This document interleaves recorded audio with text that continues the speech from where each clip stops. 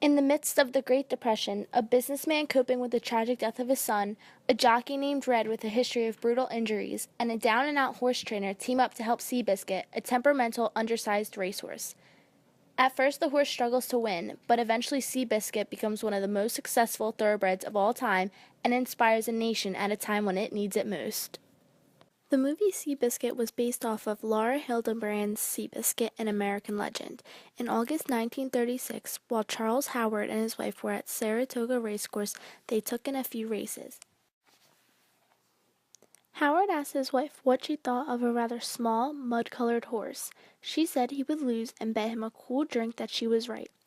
The horse, in an out-of-character performance, led from wire to wire, and Howard, acting on a feeling in his gut and the approval of his trainer, bought the horse for $8,000, his name, of course, Seabiscuit. Howard, who adored his horse, rode Seabiscuit's fame for all it could deliver. He was not content with mere greatness for his horse, according to author Laura Hildenbrand. For Seabiscuit, he wanted superstardom in his own age and in history. To make sure the horse got his due, Howard badgered and charmed reporters with letters and phone calls, and even sent them oversized Seabiscuit Christmas cards. While Howard had other thoroughbred successes after Seabiscuit, none of the other racers ever touched him the way that horse had.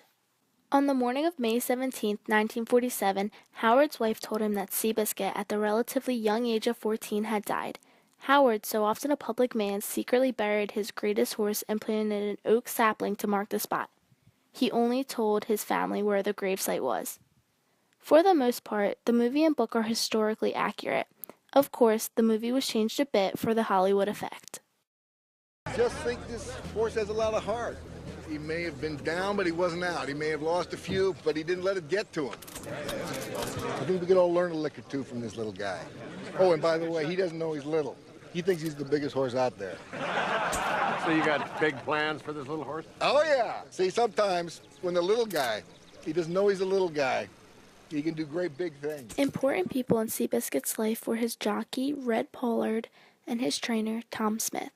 Red was tall and heavy for a jockey and constantly struggled with weight loss. The movie depicts this very well.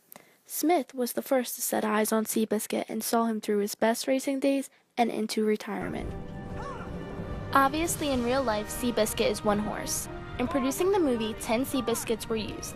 This was because the race sequences required multiple takes a day, which is too much for an individual horse to handle, and also because different horses did different things particularly well. One horse the director casted was good at tricks, like ripping the silks off a jockey with his teeth. Another, who was given the bar name Gravy, received the casting call when the script called for Seabiscuit to rear up and jab the air in anger. A horse named Muffin had perhaps the best job of all. He played Seabiscuit relaxing in the stall. Fighting Ferrari, a 5-year-old horse who had only won one of his 16 races, got the winner's circle scenes. In all, the film employed about 50 horses. The movie talks about how Seabiscuit runs in a $20,000 allowance for 3-year-olds, the San Miguel Handicap, and the San Rafael Handicap. However, they made that up. Seabiscuit did not run in any of those races.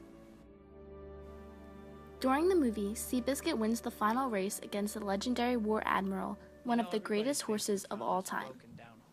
In real life, a constant problem in filming the race scenes is that thoroughbreds are trained to win, so trying to convince them to lose to another horse isn't easy. In the fake final race, Cobra Flight, standing in for War Admiral, won 2 takes before finally losing the race. However, not everything in the movie was wrong. In the film, before he's bought by Howard, his owner, Seabiscuit races and loses frequently. And that is true. In 89 races, which is many more than most racehorses run these days, Seabiscuit won only 33 times. One of those times was at Suffolk Downs on June 29, 1936, when Tom Smith happened to be watching. This was, of course, before he convinced Howard to buy the horse.